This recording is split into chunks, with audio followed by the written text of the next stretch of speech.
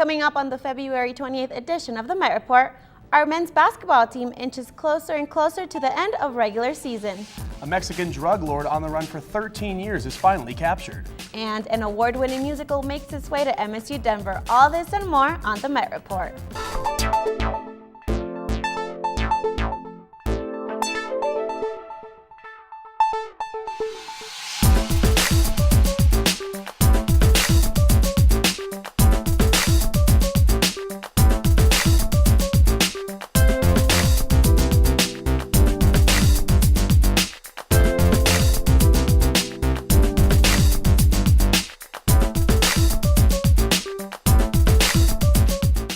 Welcome to the Met Report. I'm Anthony Rodriguez. And I'm Cynthia Maldonado. The first Hospitality Leadership Distinguished Speaker Series started this week. Monty Moran, co-CEO for Chipotle, was on campus. Department of Hospitality, Tourism, and Events Management hosted the event at the Spring Hill Suite. This event helps students become greater leaders. Moran, a former lawyer, talked about the process to become a qualified leader of one of the most profitable, fastest growing companies in the U.S. Students packed the conference room to hear his personal experience and how to be successful regardless of the background we come from. They came from middle class to poor families and have grown and made their way to the top of these very, very large corporations, and which is really cool because they get it. They get, the average Joe and the average student. Students are highly encouraged to attend one of these series on leadership. Chipotle burritos are great, but students are cooking up their very own assignments at Metro's student-run grill. I'm in the Hospitality Center where Metro recently opened up its very own student-run restaurant. The menu caters towards a few classes that they have offering here. I interviewed the chef and some students to get some info on the Metropolitan Grill. The teachers are really good. We do a lot of prep in the back in the morning, and then they're very interactive with that and being in the front of the house. So all the students switch from the back of the house to the front of the house or vice versa. And then once we open for lunch, then all the back of the house students come to the front and then work the line to prepare the lunch as the orders come in.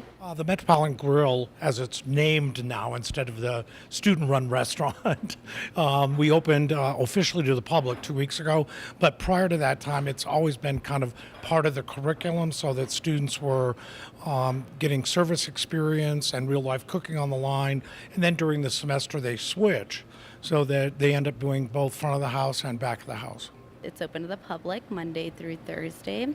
And, we just prep everything from scratch, get here early in the morning. It's a fairly long class, and we serve to the public. It's a lunch menu we have going on, and yeah. With prices under $30, be sure to book your table. Walk-ins are accepted, but people are advised to visit their website at opentable.com/the Metropolitan Grill Reservations Denver. For the Met Report, I'm Yanni Gabru. The 9th annual Artopia Festival happened this past weekend, and it was one funky and fun party worth checking out. A great turnout in local support of art and performances is exactly what we got at Denver's 2014 Artopia celebration. Urban artists showcased their eccentric pieces in the festival. We caught a glimpse of some artwork belonging to former road runners. How cool is that? Live musical performances and fashion shows lit up the scenes at places like Club Vinyl and City Hall, all accompanied by flowing booze and tasty hors d'oeuvres. Honestly, a party that incorporates fine art and Denver culture, what's not to love? It's the place to be at today. Nice. Art everywhere, free food.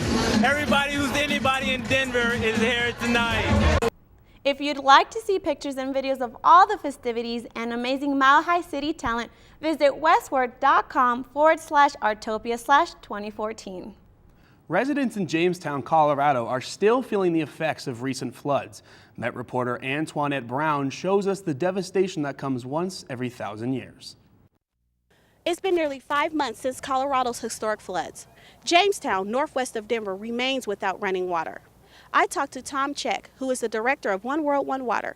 He gave his opinion on infrastructure and what it will take for Jamestown to fully recover. Heavy rain, dirty water, and catastrophic flooding. The image of Colorado this past fall. 14 counties were affected, a disaster only seen once a millennium. 18 to 20 inches of precipitation in a matter of 5 days, that only occurs on average once every 1,000 years. In that time, I've seen nothing at all to compare with the flooding this last fall. Months after the disaster, towns still struggle to recover today. One of them, a tight-knit community of Jamestown, remains without running water. The resources, money, to help the town fully recover. Residents in Jamestown stay positive. It may take Jamestown months or even years to make a full recovery, but with positive help from the community, Jamestown has the means to rebuild. For the Met Report, Antoinette Brown. You know, it's very devastating what happened to Colorado, but it's good to see that Colorado keeps pushing through. Absolutely. My family actually lives up in northern Colorado, and they're actually recovering quite well. Well, that's great. Well, still to come here on the Met Report, political unrest in Venezuela reaches a boiling point. And with March right around the corner, it's time to get those mustaches ready. And coming up, I'll bring you the weather here in the Mile High City. Coming up in sports, find out if your Roadrunners could lock up the RMAC regular season championship. Now joining us for Met Report Sports is Megan Connor. Megan, I heard it was a big weekend for both basketball teams. How was it? It was a big week for basketball. I'm going to get into that in just a second. First, I want to tell you how the softball team did. Metro softball opened up RMAC play at Colorado Mesa on Saturday, winning one game and losing the other. But Sunday, they had 2 more games. Let's see how they did. Cassidy Smith threw a great game, playing all 7 innings, only allowing 7 hits and striking out 3.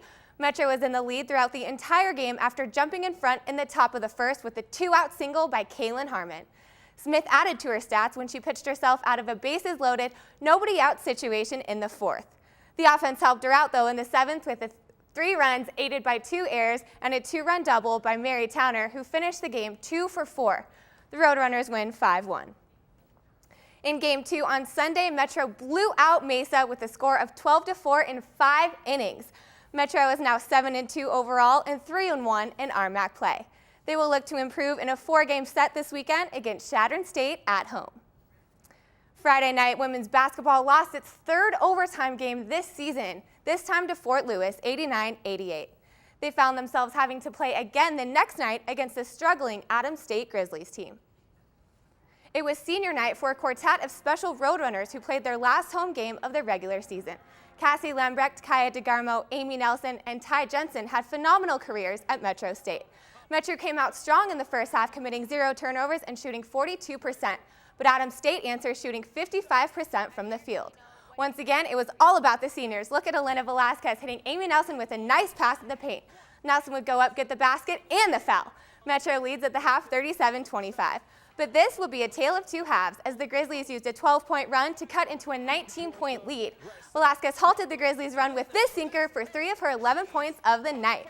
And then Metro would secure the lead with this no-look pass from Fawn Brady to senior Cassie Lambrecht, who would get the bucket. Here's the icing on the cake. DeGarmo, wait for it, 4-3, boom! Metro wins 62-49.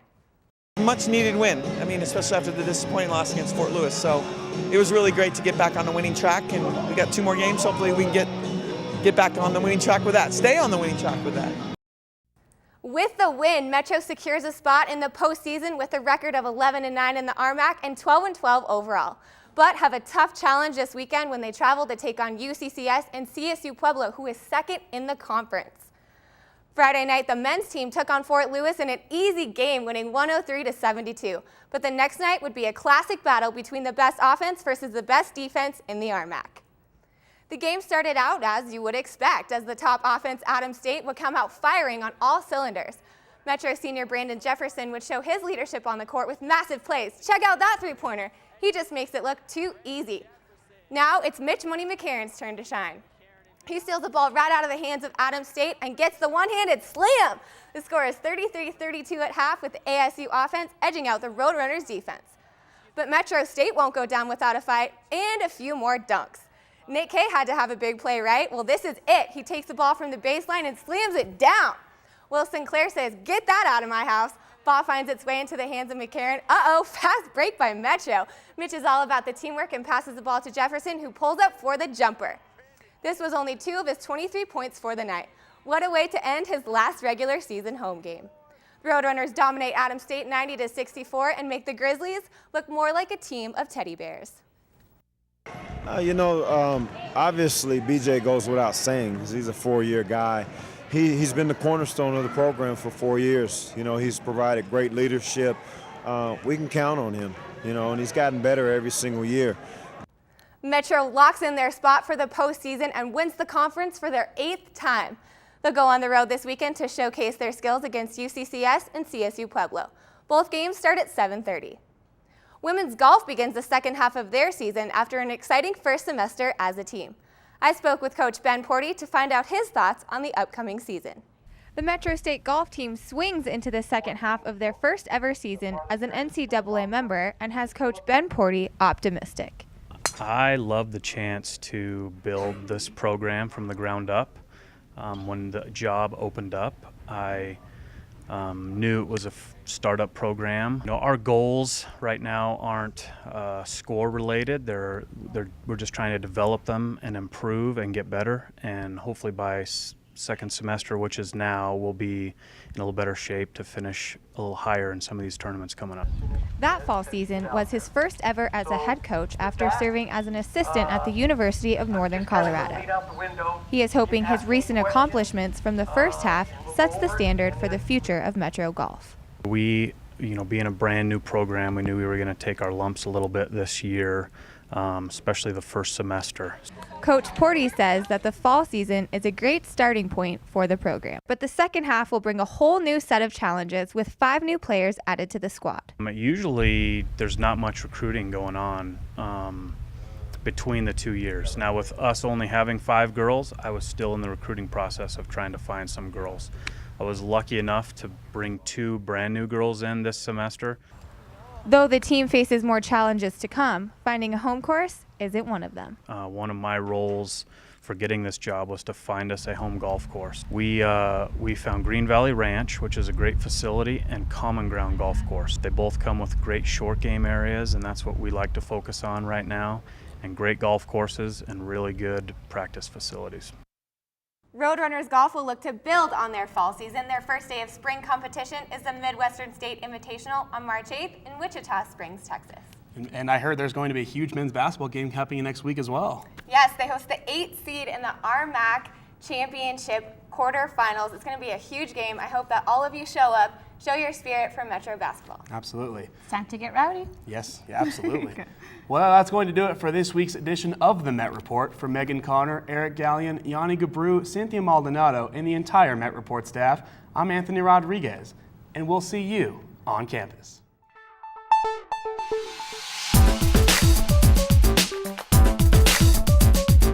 Last weekend, Miles Potter, Jake Holgerson, and I journeyed through the masses just to find out what was happening at the convention center. What we found was one of the largest gatherings of craft brewmasters and sud enthusiasts in the world.